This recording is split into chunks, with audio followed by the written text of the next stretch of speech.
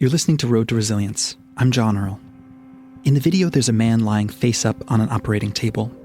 A blue cloth covers his face and upper torso, except for a square of exposed skin on his sternum. The man is nervous. He grips the hand of a woman out of frame. The cloth blocks his view of what's about to happen to him. The doctor, dressed in a white coat, shuttles back and forth to his instrument tray. He moves confidently, preparing the needle, and then the instrument he'll use to extract marrow from the man's sternum, which he'll later test for leukemia. It looks as scary as it sounds, but the atmosphere in the room isn't grim or somber. Instead, the operating room is full of singing. Hallelujah, hallelujah, hallelujah, hallelujah. I can feel you screwing something there. I don't want to see, but I can feel a little bit. It might hurt now. Oh, great. Thank you so much. Hallelujah. Oh. Do you feel it? A little bit. Great. But not much. All right. I think it's very better. Good. Great job. Great job. The doctor in the clip is Gabriel Serra. He's an oncologist at Mount Sinai West, where he serves as medical director of the chemotherapy infusion suite. Dr. Serra grew up in Lebanon. He cut his teeth in medicine during the country's long civil war. And along the way, he developed a style of medicine, or really of being, that I find fascinating. Dr. Serra is all love, zero BS. He's brutally honest with his patients, but he also cries with them. He's no nonsense, but he's also into feelings and deep listening. In our conversation, Dr. Serra talks about the experiences that shaped his philosophy of radical honesty, and he explains how telling the truth helps him and his patients to be resilient, even at the end of life. Dr. Serra, welcome to the podcast. Thank you. So you have a mug, and it says, "Don't sugarcoat it," if I'm not mistaken. Can you tell me a little bit about that mug? So basically, this mug is a mug I keep on my desk, and basically what it says is honesty is better than sugar-coated BS. And I can tell you, patients love it. Mm-hmm. They sit down and while I'm talking, and they realize that I'm being honest, they look at each other and say, well, it's written on the mug, And then many pull their phone and take a picture of it. And they tell me, I love that. So I leave it on my desk because I think it gives them a flavor of what they're going to have when they talk with me, that I really mean what is written on that mug. And I mean everything I say to them, and they know that. And once they know that you will never betray them, they will go everywhere with you. And it transforms your experience as a doctor and as a patient. And we're going to talk all about it. But I want to start from the very beginning.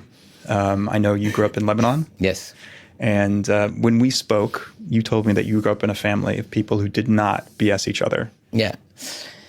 I feel very blessed that I have a father and a mother who are both totally honest, truthful, no attitude, no issues in being honest, and never liked hiding anything from anybody. So we grew up this way. And at home, we never lied to each other, which is like an amazing thing retrospectively, because for me it was the normal. But I realized how much around me, there is different level of honesty.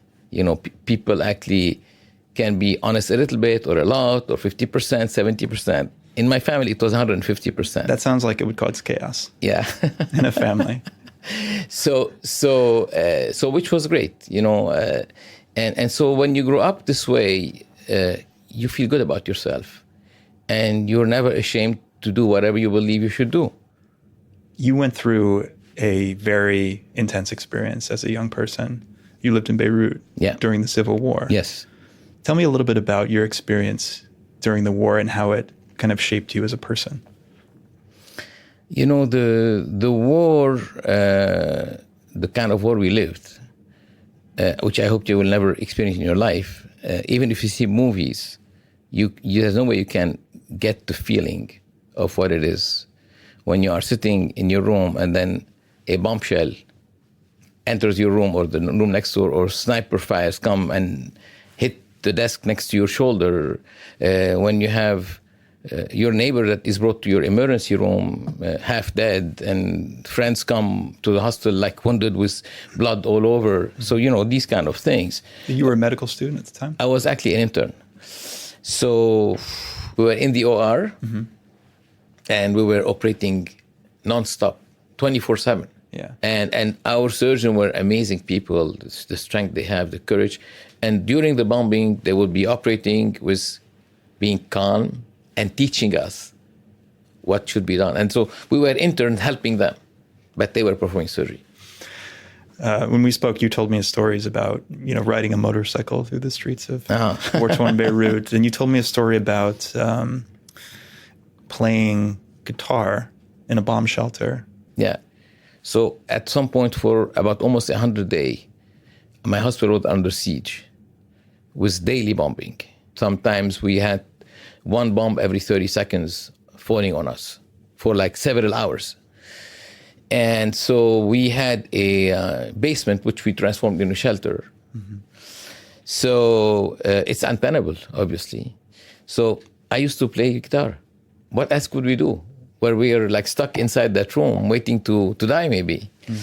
So everybody would start singing with me and even dancing while the building was trembling. Because I think it kept a lot of people sane. It took our mind off being scared to have fun. So I think. What songs would you play? What songs? I played Beatles. I played, all kind of. Anyone in rhythmics. particular? What would you play when, it's really the bombs are coming down? La Bamba.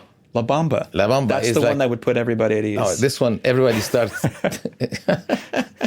get excited. Everybody knows the song. Yeah. It sounds like Apocalypse Now. You seen the film? No, I haven't, but I heard about it. But it's the absurdity and the music and the culture with violence and bombing, and it's those things in one place. Totally. Yeah. Totally, yeah. Being able to be calm under fire and being able to tell the truth. Yeah. Were those the main lessons that you take away from that experience of being in Beirut?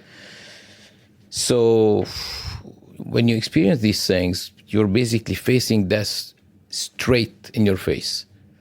And when you face it many times, and with the people around you facing the same thing, you realize that the war doesn't allow anyone to put it around. Because there's no room, there's no time. You could die tomorrow, you could die tonight. And certainly it made me become familiar with death. I've seen so many people dying before becoming even an oncologist that I think that somewhere it made me comfortable talking about death, dealing with death, helping patients die peacefully, and family accepting their death. Yeah.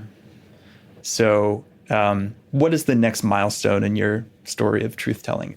So I was a fellow in my third year, and I'm called to see a woman from, I think, Puerto Rico, who was found to have a liver cancer by chance. She came for something else. They did some tests. They found that she had a tumor in the liver that was inoperable, incurable, but giving her zero symptoms. So she was feeling perfectly fine. So she was an old lady. And I gave a consultation as an oncology fellow. And I didn't tell her what she had because the family asked me not to tell her what she has. And I thought it was reasonable not to tell her what she has because she had no symptoms. So why bothering her with the truth? And about 3 months later, she comes back to the hospital. Now she is very sick. She is yellow. She's jaundiced. Her tumor had grown markedly in her liver. And the family again told me not to tell her what she has. And I said, no, this time she's sick. She's going to die. She needs to know what's going on. I cannot play games with her. And I went down and sat with her, held her hand. And I told her exactly what she had. I told her that she had a bad cancer that grew in 3 months, that she's going to die from this probably in weeks. And she probably felt my sincerity because all what she did, when I finished, she hugged me, gave me a big smile, and thanked me. She told me, I know what I'm going to do now. I'm going to take the plane and go to Puerto Rico and die there. And she was kind of happy about her project to go home and die there. And she made her family feel good about it. And I felt that I set her free by telling her where her life is going. And now she felt not only, I think, that she knew what she had so she can make a decision to go home and die there, but I think she felt respected and dignified. And she felt in control of her life. That day I said to myself, that's it. I should learn from this case. Never again. Never again. Yeah. So it was a big lesson for me. Yeah. And after this, I did not understand how people could lie. Explain the temptation. The temptation is huge, because it is very painful to tell somebody he's going to die. Very painful to say this to people. You think it's easy for us to say that? It is painful. You don't want to hurt anybody's feeling. So you feel that if you don't say it, it will not be as painful. I had a patient who just passed away this morning. Okay? He was admitted to the hospital 4 days ago, not doing well, and I knew he was not going to make it probably out of the hospital. And I come and I, sit down next to him, hold his hand, talk to him, and he told me, "Doctor, I don't understand where we're going." I told him, "We know exactly where you're going. Your cancer is growing in your lung. You're not going to survive this. You have probably a few days left." So it sounded horrible to say this to somebody. Even me, who I feel I am experienced in telling the truth, and I worship the truth, don't think it was easy. When he asked me this question, with the whole family around me sitting next to him and crying, you feel like you are a butcher, like you put the knife in the chest of the guy. But no, it wasn't. I overcame that moment where I hesitated a little bit, but I said, I can't play around with my words. He's asking me a question. He needs the answer. But I can tell you, after I said that, he relaxed. Because now he knew where he was going. And he died this morning very peacefully. The last 3 days were very peaceful for him and his family. So it's never easy to say the truth. Never. Never. But it's always rewarding to say the truth. Always. There's another aspect, which is being honest with yourself about your experience. And I know that also has played a part in your work. So I'm against actually the idea that we oncologists build a wall to protect ourselves from being upset or sad. I don't believe. I think this is actually lying. This is, for me, lying to yourself. We should hug our patient. We should be happy with them. We should be sad with them. We should cry with them. I don't have any problem with that. Why? Because I think that it's a dance. You're dancing with a patient very intimately. You are really, just imagine the responsibility you have when you are treating a life and death situation. And that patient trusts you more than his family probably. So I think you need to to feel close to these people. I feel close to all my patients. I'm reminded of a clip I saw of you singing with a patient while taking bone marrow out. Yes. In the sternum. Yeah, well, that's exactly what I'm talking when you have an intimacy with your patient. Yeah. When I look back at this video myself, I was moved. What do you see in that video? Well, I see harmony. Harmony, basically. And I see transforming an intense moment in a beautiful moment. Instead of having a painful, scary torture. It actually was fun. We laughed so much after that, the three of us. Yeah. I'm wondering if there are any other kind of steps along the way that are significant to forming your ideas about honesty, about truth-telling. Yeah. No, I think it's like going to the gym. Being honest, being truthful. The more you do it, and the better you become at it. And I feel I am not like super, super old, but I'm way older than you guys. And I've been around for a long time. And I am much more aware today about how delicious the truth is. It's delicious. What does it taste like? It tastes amazing.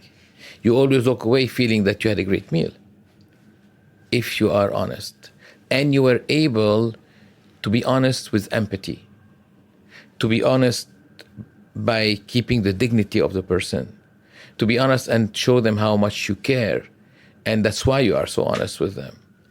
And that feeling is amazing. And patients appreciate it. What do you tell the doctors and nurses working under you? What sort of advice do you give them in terms of both being a good physician, but also being resilient? It's a work in process, and it's not like one advice. I think it's much more, you can teach them by example more than by talking. I think if they see you operating based on your own principle, they can get what you're talking about. So they learn by example. Yeah, learn by example and also state of mind. You can't prepare your speech. I don't believe in preparing any words. I say, and I never prepare what I'm going to say to people. Never. I put myself in a state of mind of listening. That's the most important. If I'm going to talk to you about something that is very important for you or your problem, whatever, I want to clear my head of my daily life to a point where it's empty. Once it's empty, I can sit with you and feel your feelings. Well, sounds like a meditative state. Yes. And if I'm able to do that when I'm sitting with you, now I'm going to listen to your words, I'm going to hear your feeling, I'm going to feel your feelings, and I'm going to talk to your feelings. And the right word will come out from my mouth because I'm in communication with your feelings. But that needs training. It doesn't happen overnight. That needs awareness. And that needs accepting to spend the time to listen to the other person. Today, we're not taking the time for anything anymore. We're constantly rushing. So you need to empty your head and be completely available to listen to the other person. And then you know what to say. So with every patient, I will say something different depending on the state of mind of that moment. So it all sounds like if you were to give advice to someone, you say, how does someone learn how to tell the truth? If I were to try to boil down what you said, it's spend time with people who tell the truth and really listen to the person that you're talking to. Yes. Read between the lines, listen to what they are really feeling and what they really need. Exactly. And be a militant of the truth. If the truth is your way of operating, you build gradually strength, inner strength, because you are basically validating your principles. And I think when you have principles that are well-grounded, even if you lose everything in life, you remain grounded. Dr. Sarah, I'm just wondering how do you transfer this to life? When you take off your white coat and go out into the world, are you a maniac about the truth with your kids? More than ever. With the waiter at the restaurant? More than ever. More than ever. More than ever.